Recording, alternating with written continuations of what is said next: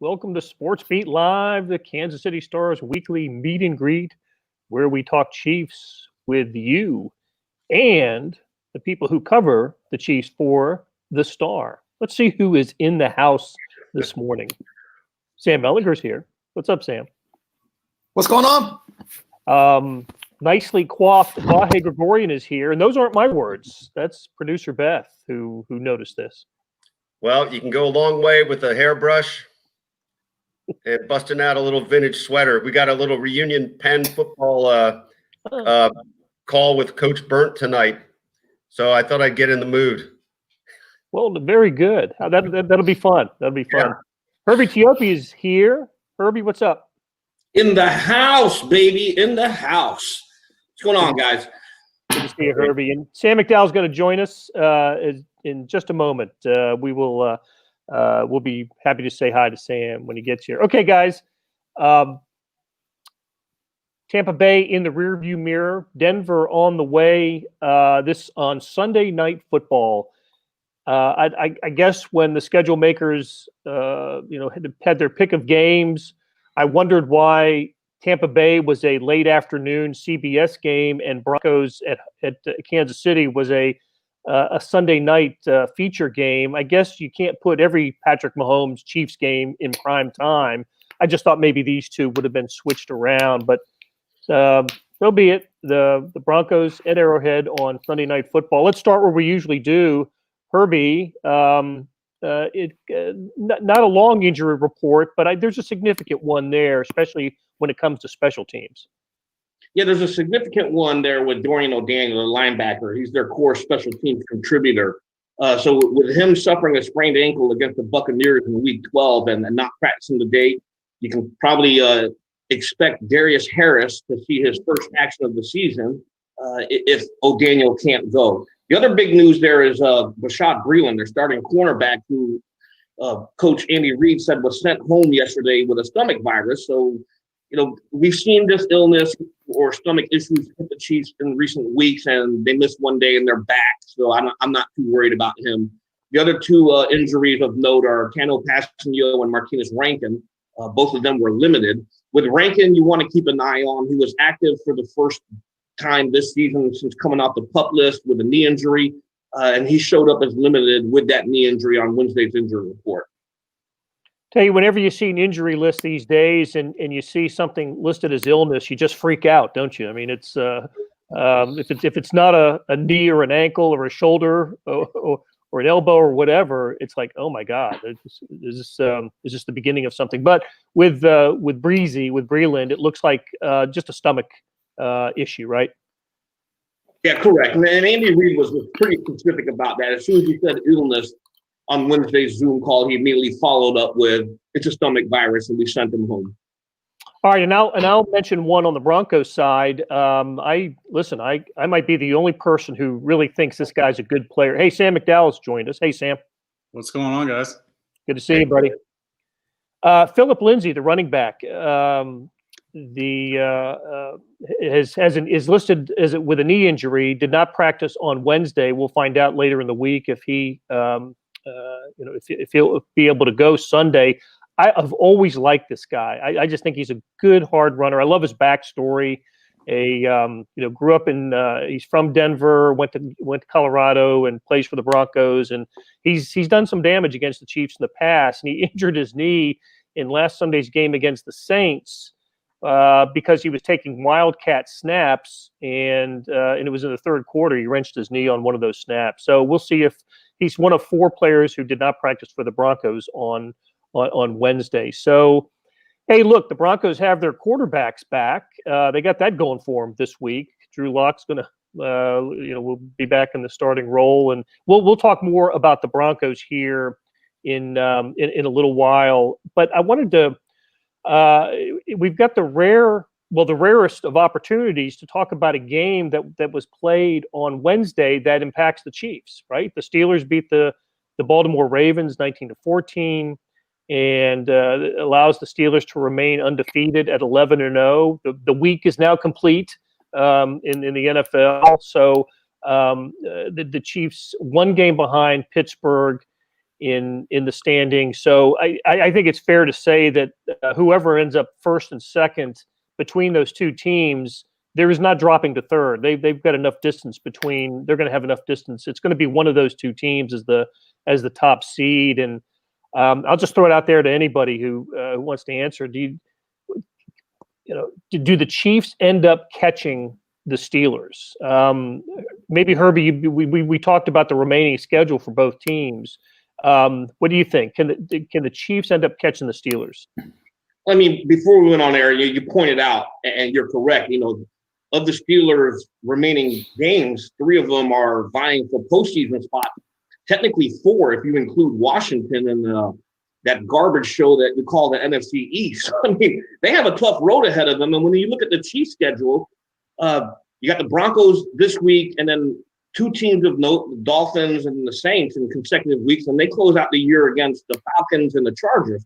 So if the Chiefs continue their trajectory right now, the only 2 tough games they have, no disrespect to Denver, of course, but what projects on paper is the only 2 tough games they have remaining are the Dolphins and the Saints, whereas the Steelers have to run a gauntlet of sorts against teams vying for a postseason spot. So can the Chiefs catch the Steelers? I'm going to say yes.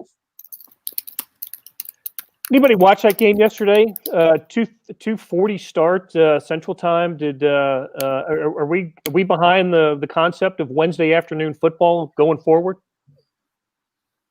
Yeah, those games are always sloppy whenever they play on Wednesday afternoons. It's just it's hard to get any rhythm in those games. I watched it. It was football. It was fun. Fun-ish, I guess. The Steelers are a good team, but they shouldn't be 11-0. Like they should be like a 9-2-ish team or 8-3 or something like that. But I don't like. Here's the thing.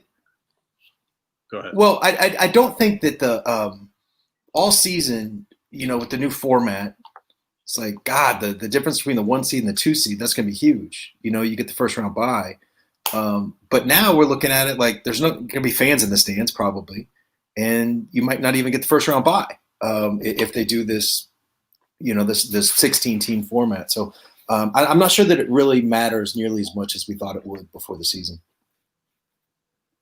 The Steelers lost a big player yesterday in Bud Dupree, and they've already lost another linebacker earlier this year in Bush. So every time I watch the Steelers, I kind of echoing what Sam said. I'm shocked that team's 11-0, but I think it'd be great if they went 16-0 and went into the playoffs undefeated, and then you had a Chiefs-Steelers AFC championship with the Steelers undefeated. I think that would be fantastic. So I'm hoping it happens.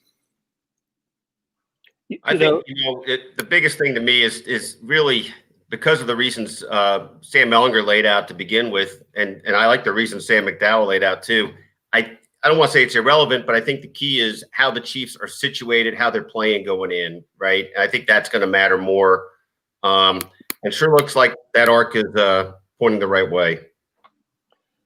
Just a couple things. It's a good year for teams in the Steelers division to be playing the NFC East, right? So I think that helps create the undefeated schedule for them, and maybe better records than you would normally expect from teams in the Steelers division. Although the Ravens certainly have had their issues, but look, I think there is a big difference between the 1 and the 2 seed, and the only way we get to a 16-team NFL playoff is if there's a Week 18, and the NFL is trying to do everything it can to avoid that, including starting games on Wednesday afternoon. So, so the difference between the 1 and the 2 seed this year is an extra game, which was not the case last year. As we remember, the Chiefs were a 2 seed and got the first round bye. So, and then got to play at home after the Patriots, the number 1 seed, lost. So we'll see. I think the Chiefs are going to finish 14-2, and I think the Steelers are also going to finish 14-2. I think there are a couple of losses ahead for the Steelers, and I'll do a better job of understanding the tiebreakers in that scenario since there was no head-to-head in the regular season between these teams. So the few things that I've seen are that the Chiefs would end up being the number 1 seed just because of strength of schedule issues and that sort of thing. So we'll see. We'll have to see. All right. What about let's go back to Tampa Bay really quick. And I'll tell you what I wanted to focus on here is we spent a lot of time talking about Patrick Mahomes and Tyreek Hill in the first quarter that they had. I got to tell you, one of my lasting impressions of the game at Tampa Bay was the very last possession of the Chiefs. They got the ball back with the 27-24 lead and 4:10 on the clock. And we have seen in the past the Chiefs and a lot of other teams just go, run, burn the clock, get it down as tight as you can, and then leave it to your defense to stop the opponent and to win the game. Chiefs didn't do that, did not do that. And I got to tell you, I was as big a game as Tyreek Hill and Patrick Mahomes had. I may have been as impressed with that final possession as anything the Chiefs did on Sunday. Anybody with me on that? Hell yeah. Yeah, I thought it was like the tendency to call that aggressive, right? To throw it on second down, to throw it on third down when you know that you can punt it. They're out of timeouts. You can punt it and give them the ball around the 10-yard line, let's say, with it would have been about 25 seconds left. So the tendency is to say, like, throwing it second down, throwing it third down is aggressive. I think it was smart. I just think, like, you just look at the cold numbers and that was in your favor to be able to kill the clock there, especially with God, now I can't. Carlton Davis, is that his name? The poor fella. Especially with him just off man coverage on 3rd and 7. He was so terrified that he was playing like that. Just that comeback along the sideline. It's a lot of trust in your quarterback and receiver, but my goodness, if you're going to put trust in any quarterback and receiver combination in football, that's a pretty good one to do. Blair, the only thing I'd add really is, like, you had to have all the stuff that happened before that, right? The prelude to it to set it up. But, some of that stuff is the razzle dazzle or the dynamic stuff we'll remember. But really the meat and potatoes of the win was that last 4:10. And what's kind of interesting is, of course, we've been over this a fair amount of times in the last couple of years, but the range of Patrick Mahomes' repertoire that we got to see, even in that little bit at the end, I mean, that really spoke to the substance of his game, as well as obviously the flash that he can show in any given moment. I'll tell you what, a couple things that just diving into that possession, the Mahomes' legs, he picked up 2 first downs running on second down. So I think at that point, the Bucs have to still kind of respect Mahomes' ability to throw the ball, and the way the Chiefs lined up, it looked like maybe they were going to end up throwing it, and Mahomes just kept the ball and picked up the first 2 first downs with his legs, and both of those run second down. So it didn't get to a 3rd and pressure situation early in that possession, and then when they got to the 3rd and 3rd and 7, there is pressure, right? You got to pick it up here, because even at 3rd and 7, it's still before I believe we're still inside. No, we're past the 2-minute warning, but plenty of time. Chiefs would have had to have punted it away. Plenty of time for the Bucs at that point. But they run an interesting play. Mahomes rolls to his left. Tyreek Hill, the big threat all day, ends up catching an 8-yard pass and goes down. Smartly stays in bounds to keep the clock rolling, and they run out the clock, take the knee, go into victory formation. So I don't know. Is it the evolution of Andy Reid and the clock? I don't know. There's been times. Look, I remember the Ravens game a couple of years ago where they had a 3rd and 6 pass. I think it was to Darrell Williams to keep a drive, the last possession alive. So it's happened before, but I just and it worked. That's the other thing. It worked, and so we're heaping praise on that final possession. If it doesn't work, then at least they tried, right? And again, I just think that was that was a big, obviously a big moment in the game, and just a great sign for the Chiefs going forward if they find themselves in this situation. The question is, should they have found themselves in this situation? I mean, they're up 17-0, and they had 2 interceptions in the second half and went 3 and out after both of them. I don't know if one of those, of course, was the misfire from Mahomes to Hardman that would have been a touchdown. So so at least they were taking shots on that. But I think on that after the second interception, the one by Tyrann Mathieu off the deflection, I thought they got a little conservative there and had a chance to put the game away and did not do it. And anyway, it came down to that final possession for the Chiefs.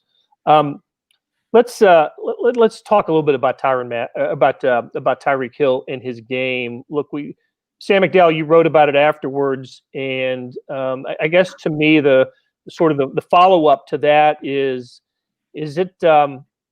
he seems to still have a little bit of a chip on his shoulder when it comes to being discussed as the game's top wide receivers. Just you could tell in his post game meeting with reporters, it's a couple little things came out that he still thinks about, perceived slights in the past. But I don't know about you, but I think if the All Pro team were picked today, Tyreek Hill would absolutely be a wide receiver, first team wide receiver. The difference in these Zoom call interviews versus locker room interviews is pretty significant, but maybe the only guy that we get a lot better stuff out of this year is Tyreek Hill. His quotes and his comments this year have been significantly better than, at least obviously last year was my first year on the beat, and you guys would know the history beyond that. But Tyreek Hill's been really good for us this year, and his comments after that game were at times really hilarious. I mean, he's, like you mentioned, he's still upset that Jalen Ramsey called him a return specialist in 2018, and even at the time, Ramsey kind of mentioned he was just trying to needle him a little bit before the game. But yeah, I mean, we've talked about the evolution of Tyreek Hill quite a bit on this show, and he's come a long way from being the guy that you handed the ball off to in the backfield. Sometimes you ran some reverses to, or you just threw it deep to him. I mean, he's developed the short and intermediate game in a way that you would like to see McCole Hardman to develop, frankly, that hasn't quite happened yet, which shows you the difficulty of it. I mean, Tyreek Hill he's more than just a guy that can run a fly pattern now. What's interesting about Tyreek, to Sam's point, one of the first things that really impressed me about him, this was early when he was just the guy running the fly patterns, was his ability to track the deep ball. That a difference between him and, say, Chris Connolly. Chris Connolly, I always thought had trouble with that. And then it sort of started filling in from there. And then there were glimpses. This has been a couple of years now, right? Glimpses where you saw the incredible footwork on a sideline catch, just the good hands. He's obviously got great, just sort of nimble agility, anticipation of the ball now, and an understanding of the route tree. I think that for a while, all those things were questioned long after they had actually started taking place. And I think any of us that have seen him regularly these last few years, you're not surprised by any of that, but rarely do you see it all come together in one quarter like it did last week. Yeah, that's a great point about his ability to track the deep ball, because I didn't mention that, but he's a short guy, but he catches so many balls in traffic now that, I mean, you mentioned Chris Connolly. Chris Conley's a journalism fan, so he's probably watching the program and just got dissed on here for no reason. He's smart. He's smart. But yeah, I think that's a great point about his ability to track the deep ball, because obviously we know they try that pattern with him a lot, and he seems to come down with the ball in traffic quite a bit, especially for a guy his size. There's no discernible weakness is the thing. Like, he's short, but he can high point a ball. Like, you can almost throw him a jump ball because of his vertical and his ability to anticipate. The footwork, I think, was the last thing to come. With him as a receiver, he was a little bit sloppy, like his first year or two, which is understandable. He was a running back in college for the most part, but he's gotten really precise with his footwork, and I mean, there's no weakness. He's just a terrific player. I hate the fade, but I would love to see him start throwing fades to Tyreek Hill just for entertainment value. One thing that's just kind of funny, for some reason, I just thought of this. I got some high school footage of him once when I was visiting with one of his high school coaches, and it just looked like, nobody else could compete with him. Like he was a college player against, Little League. And there have been moments in the NFL where it's like yeah, they just can't compete with him. I mean, it's kind of amazing actually how he stands out. I often wonder coverage situations in particular, right? I mean, that's a big part of it. What was he? He's a 5th round pick, right? And I often wonder if he'd ended up with a team coached by someone other than Andy Reid, what he would be, or what other teams would try to have done with him. Because obviously in college, they didn't at the 3 schools that he attended, the junior college, Oklahoma State, and Division II, Western Alabama, they didn't know what to do with him, right? He played as much running back as wide receiver, probably more than at wide receiver. And of course, he was always a return specialist. He personally beat Oklahoma the year that he played at Oklahoma State. So if not for Andy Reid and the offensive minds, Eric Bieniemy and others recognizing, that he could develop into a terrific route runner, and his hands have always been really good, right? And recognizing that he could be used as a weapon on the outside. Who knows if he had been drafted by someone else? And really, when you take a guy in the 5th round, he absolutely could have been drafted by several other teams. Others, most teams stayed away because of the off-field problems, but not the Chiefs. And full credit for Reid, Bieniemy, and the coaching staff to get what they're getting out of Tyreek Hill. Blair, we've thought about this in different forms, but you're making me think of this now. It's really interesting to project. I think Sam Mellinger was just talking about this, or maybe even included it in something he wrote. Project what Patrick would be with average receivers, but the reverse is kind of interesting to think about too. How would Kelsey and Hill be with an average quarterback? I mean, I guess the point really is the combination is what's astounding. Well, we did see that, and however you want to define Alex Smith, right? Average to above average. I think the Chiefs got a lot out of Alex Smith, but both of them put up good numbers with Smith, and we know how Kelsey has always felt about Alex Smith. So, but the combination has obviously taken the Chiefs over the top.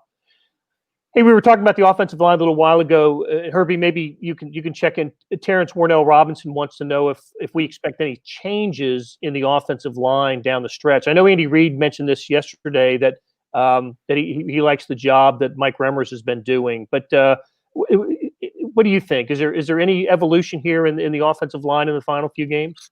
I think if anything, if the Chiefs do anything, it wouldn't surprise me one bit if Stefan Wisniewski is called up before the end of the season. I don't know if they're 100% satisfied with their guard situation. And when you look at Wisniewski, he supplanted Andrew Wiley last year as a starter. So, when you have Wisniewski on the practice squad, and the guy that that he took over last year and is still starting, I mean, maybe it makes more sense to keep Wiley at right guard and maybe put Wisniewski at left guard, because you remember last year when he made it to the starting lineup, that rushing attack took off down the stretch and carried into the playoffs. So if they make any moves, it's probably going to be Wisniewski coming up to the active roster.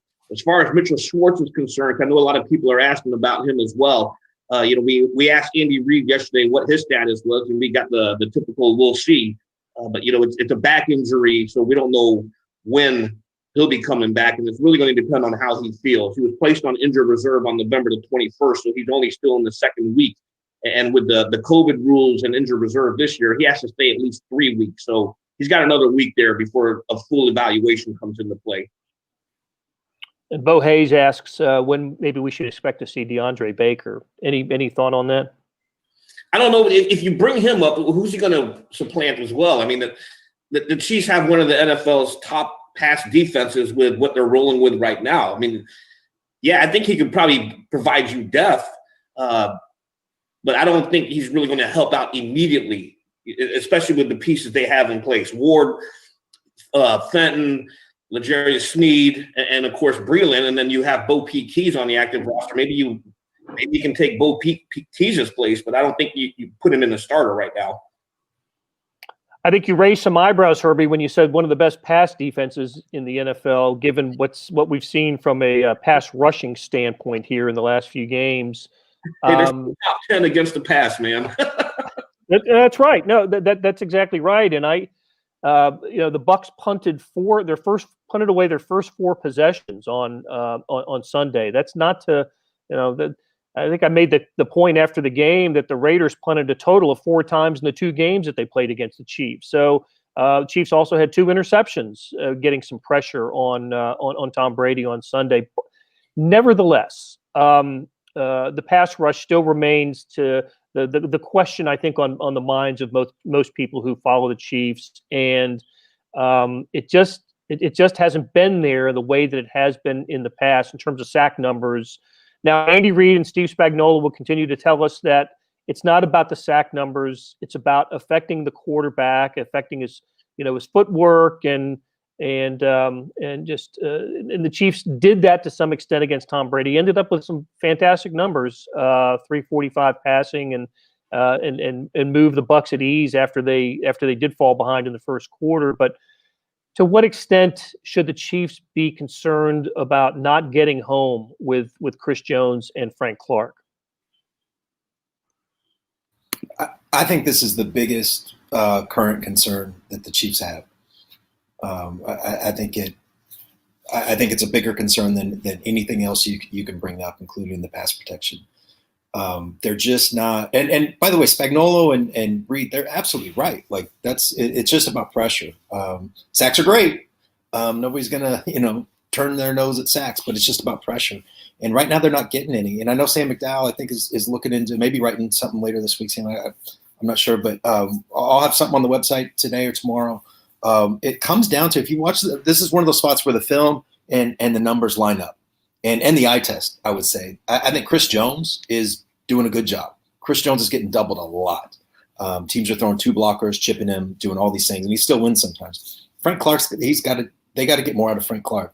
The Bucs, I don't know that they doubled Frank Clark more than once or twice. And Tristan Wirfs is a good player, but it didn't matter whether he was lined up over the left tackle, right tackle. They were just letting one blocker take care of Frank Clark. Mm-hmm. And for the most part, that was enough. They've got to get more out of him, because once he comes, now maybe you got to double him, and now that opens some things up for Okafor or some other guys like that. So I think, it's an oversimplification, but they need a lot more out of Frank Clark than they're getting right now.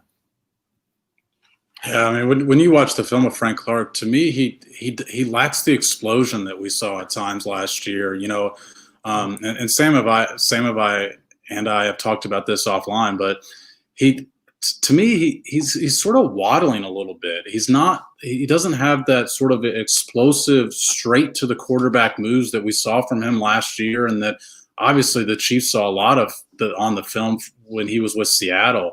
But to me, it's not just Frank Clark; it's the other guys too. And I mentioned this after Sunday's game, but the other guys outside of those 2 combined for 28 sacks last year. They had one more on Sunday against the Bucs with the split sack between Okafor and Dana, but that group right now has 9 sacks in 11 games, and that's just it's not good enough. With the attention Chris Jones is getting in the middle, there's openings for other guys, and nobody else is winning one-on-one right now.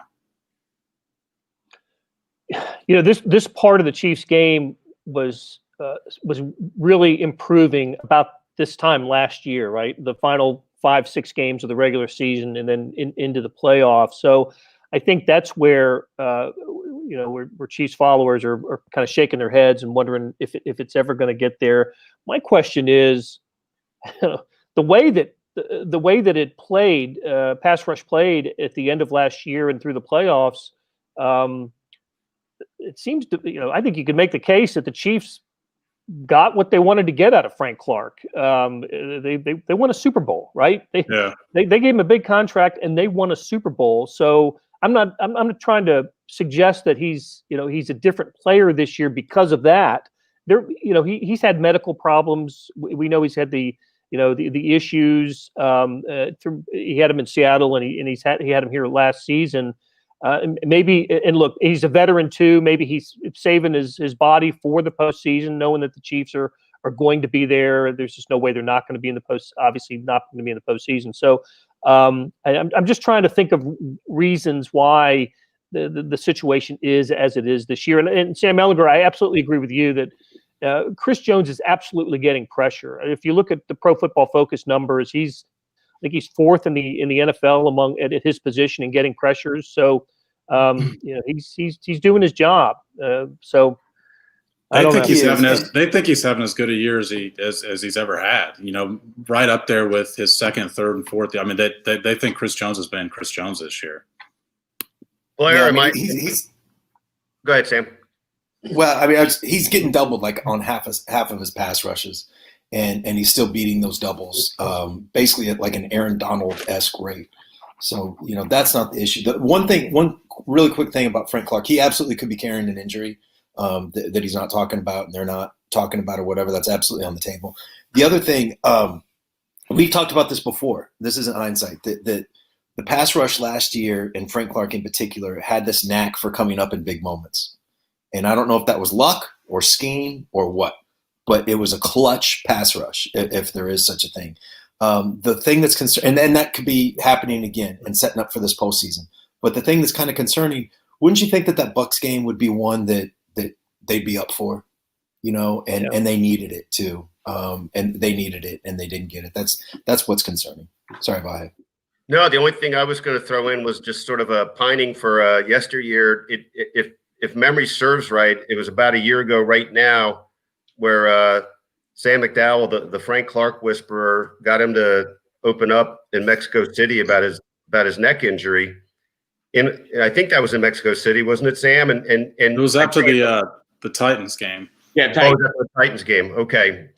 But it just all this is making me think of how much we enjoy the benefit of talking to these guys in the locker room, obviously, right, in a way that we just can't right now with the Zoom calls. And Frank Clark, I think, was one of those guys opposite Tyreek Hill. He in a lot of ways is much better to talk to in the locker by his locker than he ever is on these rare Zoom calls we get him on. One more point about the pass rush, though, is they haven't put themselves in especially when you talk about those clutch situations, they haven't put themselves in great chances to get those sacks. And what I mean by that is against the Raiders, for example, I think they held them to 11 third down plays, and only one of them was more than 6 yards. So the playbook is too open in those situations. When it's 3rd and 2, 3rd and 3, 3rd and 4, the playbook is too open for the Chiefs just to be able to tee off on the edges and in the middle. They need to put themselves in better situations on 1st and 2nd down to allow the pass rush to know absolutely this team's passing, we're coming for the quarterback on this play. To the injury point on Frank Clark that Melly brought up, I think the last time Frank Clark landed on the weekly injury report was week 9 when he showed up with a knee injury and he didn't practice on that Wednesday. But ever since then, he hasn't been listed. So he's going. That indicates not only is he doing stretching and conditioning and individual position drills, he's going through a full practice. And if you're hurt, then you obviously the team is obligated to list you. I don't know how you can hide that, but he hasn't been listed on the injury report since week 9. Well, he wasn't last year. I mean, when he mentioned the pinched nerve injury, he hadn't been appearing on the injury report up until that point. Okay, we've mentioned a couple times the situation that we all find ourselves in post-game press conferences. They're all done this way, right, on Zoom, and we're doing visually like this, or virtually, I should say, which is visual. But one thing that I have found interesting and fun after Chiefs games has been the question to Patrick Mahomes. It's usually to Mahomes. I think one time it was to Kelsey. What was the name of the play? That's always been fun, right? And I forgot who asked it last week about the Philly special, the double reverse Travis Kelsey pass that was deflected and did not go to Mahomes for his first NFL receiving touchdown. But anyway, we found out it was the Black Pearl in honor of Pirates of the Caribbean and the Bucs Stadium, the ship that's at the Bucs Stadium. We've had a couple other fun names. Ferrari Wright, and what was the one in Vegas? Slot machine Wright. Slot machine Wright, and I forgot what the underhanded pass in Baltimore was. Smoked sausage. Smoked sausage. Thank you, because it went to Anthony Sherman. Anyway, first of all, if I were a fifth grade teacher in Kansas City, I'd have my kids coming up with all kinds of names and plays. And but I give the Chiefs a lot of credit for the originality of these names. And Sam McDowell, you wrote about this. Good story in today's on KansasCity.com right now. Just what these plays do for the Chiefs in a season, and in a season that's just been bizarre in so many ways. It's not really a sense of normalcy, but it is a slice of fun that the Chiefs have. I think they have fun naming these plays. I think they have fun in practice, working them out, taking them to Coach Reed. It all seems of kids having fun. And tell us what you discovered in writing about it. Yeah, I think it suggests quite a bit about obviously the relationship between Patrick Mahomes and Andy Reid, but also a lot about each of them as individuals, because we know that Patrick Mahomes came up with Ferrari, right, by kind of goofing around at practice after, one of the sessions while the special teams was going on, and he's just running in motion and asked tight ends coach Tom Melvin, hey, am I even allowed to do this? And he's got to convince Andy Reid to put it in. And we all know this. Andy Reid does not need help coming up with plays. We've heard about his stack of note cards. Like, he's got plenty of plays. But for him to still take a suggestion from his quarterback, and then beyond that, I think Patrick Mahomes probably thought, hey, I got my play in this week. I came up with that trick play and we got it in. And Andy Reid has created like a whole collection of plays out of this one trick play. We thought we had seen it once and that was it. And now we've seen two more iterations of it that have been, further trick plays. And I mentioned this in the story, but I just kind of laugh at the fact that there's probably a team out there, say the Broncos this week, that are watching film thinking, we have to prepare now for the quarterback to potentially be in motion before the snap. And, oh, by the way, they know that whatever they're going to prepare for hasn't been shown on film yet, because they're not going to run one of the three plays they've already run. If they throw Patrick Mahomes in motion this week, it's going to be something else we haven't seen yet. Can I go old man journalist real quick? Please. Kids like Sam McDowell are too young to know this, but there was a time when the Chiefs ran ridiculous plays, and a journalist who wanted to know the name of it had to go down to the locker room and get rejected by 2, 3, maybe 4 people who didn't trust him with the secret until he promised he found a friendly offensive lineman, and he said, please, I need to know the name of this play where you guys threw it to Dontari Poe, a 340-pound nose tackle. And he said, they'll kill me. And I said, I won't use your name. And he said, Hungry Pig Right. And that's how journalism used to be done around the Chiefs. Now, all these Zoom calls, they just say, yeah, Ferrari Right, write it down. I was thinking of that exactly. And I was thinking of poor Sam Mellinger having that taken out of his toolkit, because it used to be the guy breaking that story week in and week out. And now they're just giving it away like candy. It's really sad. I got to find something else now. I remember being in that Oakland Raiders, the cramped Oakland Raiders locker room, going from player to player, and then looking behind me. Sam's still talking to Dontari Poe. What's going on? I don't know how many times I've been more excited to write a column than when I heard Hungry Pig Right. I was just over the moon. Absolutely over the moon.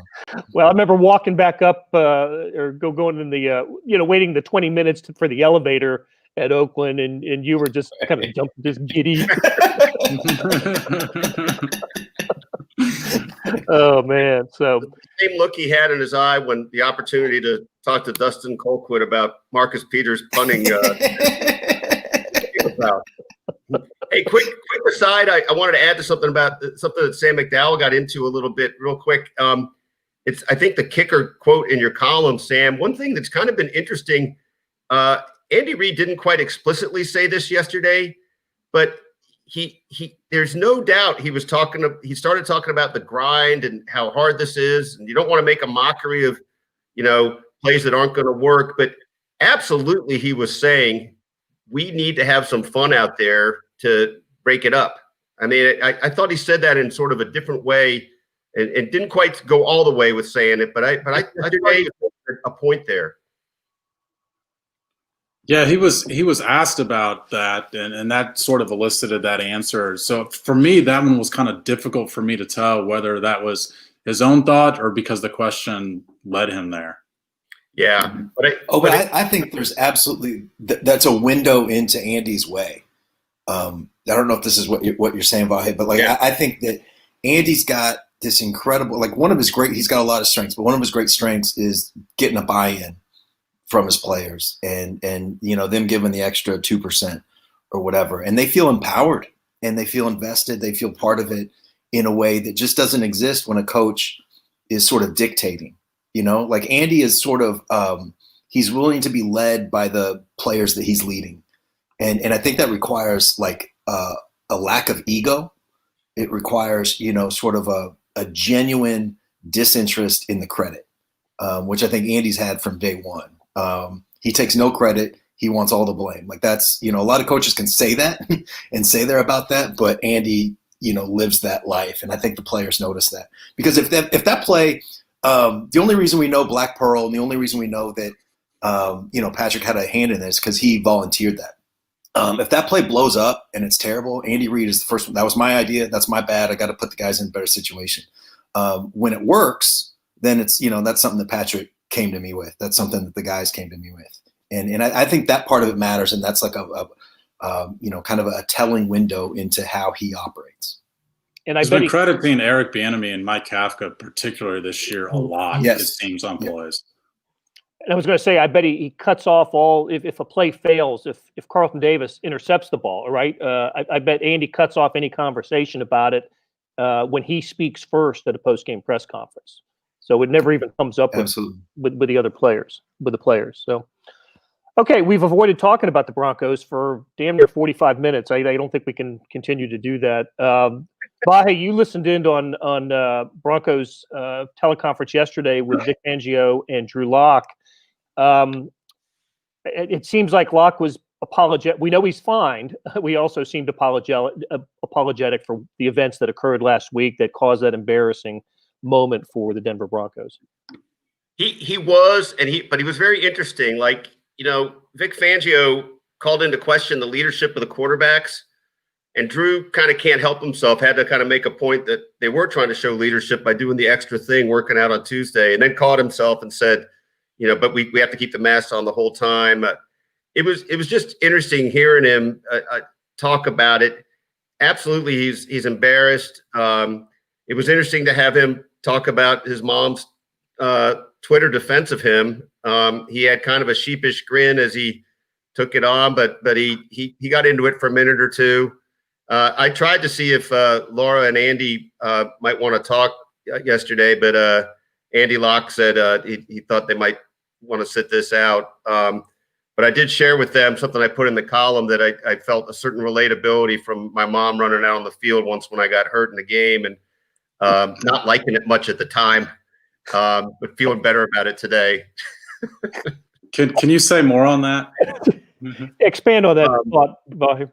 Well, the bottom line was a head-to-head collision, seeing stars, but I really hurt my shoulder. And I was just kind of flopped there. This is 9th grade back in Swarthmore, PA, 8th grade back in Swarthmore, PA. And I'm really in pain. And I look up and I see her face and I'm like, oh my God, this is just taking a terrible turn. What is she doing out here? And next thing I know, I'm going to the hospital. She's taking me to the hospital with my little brother. Didn't seem to be much broader health care at that time. And it was some kind of rotator cuff injury. But I was mad at her for about 2 weeks. But I wasn't an NFL quarterback having my mom on the stage across the world. So I think Drew loves his mom and does appreciate the defense, but it probably was a little awkward for him.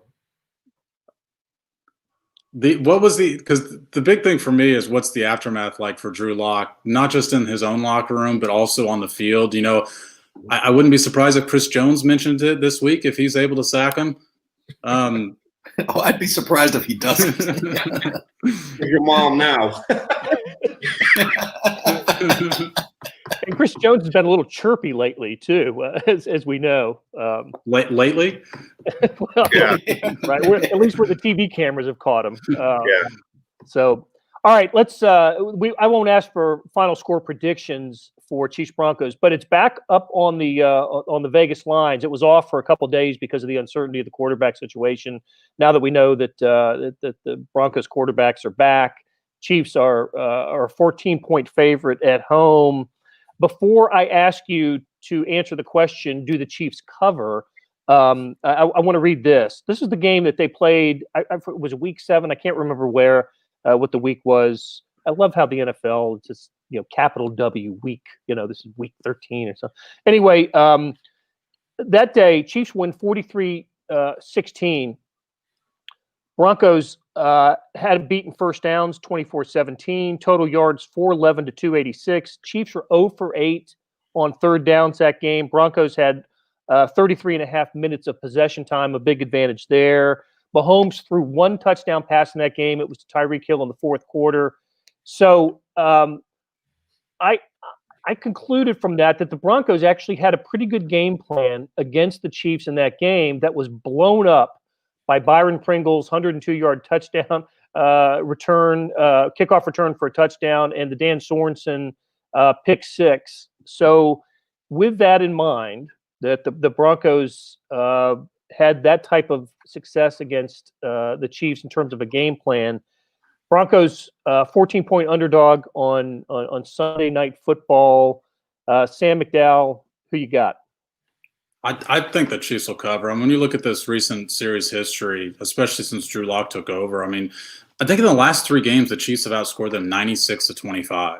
And I don't see a reason necessarily for that changing on Sunday. Okay, Vahe, what do you think? Yeah, I'm with Sam. It's just the way it's trending. I also think the Chiefs know all the things you just said. I think they're incentivized to demonstrate they can play better than that against the Broncos, which sounds funny when they beat them 43-16. But I think the Chiefs' offense will be in gear. So I like them to cover. Hey, Herbie, how about you? Yeah, unless Kendall Hinton is forced to start at quarterback again for the Broncos, they're going to cover this game. 14.5. Take the over. Melly, what do you think? I'll be the hater.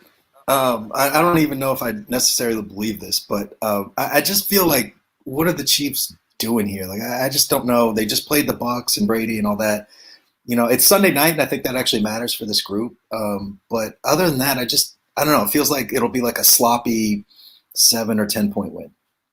I agree with that, and with the Broncos staying, focused, Drew Lock playing in Kansas City, it may be a late touchdown to make it a 34-23 type of game. I think the Broncos cover. So, but the Chiefs win. So they've been favored. They've been favored by double digits in every home game this season, but 5 games overall, and they're 3-2 in games where they've been favored by double digits. Yeah, when the Dolphins come to town, that'll be probably the only home game this year that the Chiefs will not be favored by double digits. That's stunning for the NFL. Yeah, it's crazy.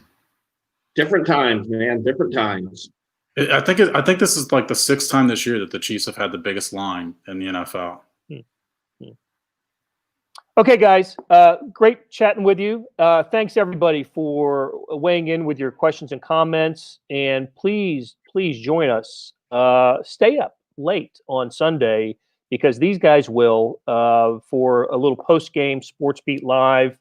So for Sam, Vahe, and Herbie, and our producer, Beth Welsh, take care, and we'll talk to you again on Sunday.